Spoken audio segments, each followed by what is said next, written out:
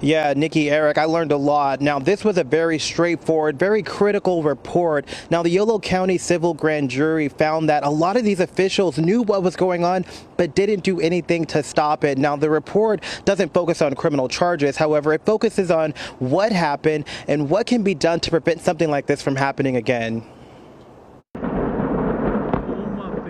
The Yolo County Grand Jury spent months digging into how an illegal fireworks operation in Esparto was able to continue despite multiple agencies being aware of it. Every county has a grand jury, and they serve one-year terms.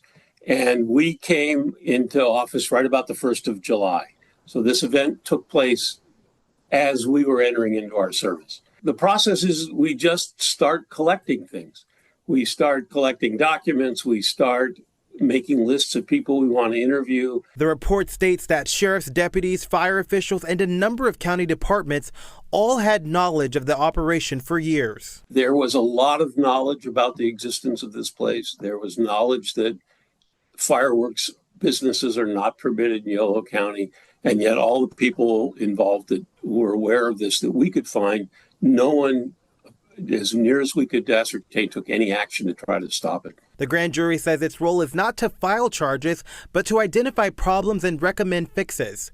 The report includes recommendations for county leaders and the sheriff, who are required by law to respond within set timelines. In this case, we made required recommendations to both the County Board of Supervisors and the Sheriff of Yolo County.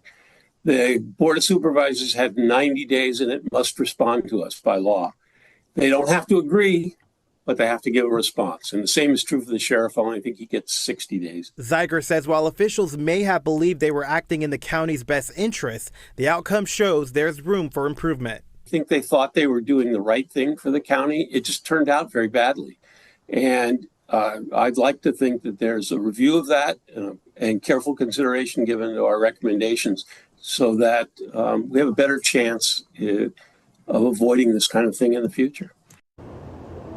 Now, the jury had about 16 recommendations, from adding more staff, code enforcement, and even adding something like a fire marshal-like position to keep things nice and in check in those areas. Now, we will bring you any updates as they become available on if they will implement those things, but a lot of people will be watching. Eric. How this is going to culminate, we know at this point it's going to be the Yolo County District Attorney as to whether or not the charges are going to be filed. So as of today anyway, have you heard or anybody heard anything leaked to the media about what the District Attorney might be feeling like in terms of the culmination of this? Yes, exactly, Eric. So I reached out to both the Yolo County and the district attorney, and what I got back from the district attorney was that this is an ongoing investigation, so they can't really say much at this time. And as far as Yolo County, they said they don't have any statements at this time. And of course, we'll be watching to see if any of those charges will be filed. Eric. Cedric, live for us tonight in Yolo County. Thank you.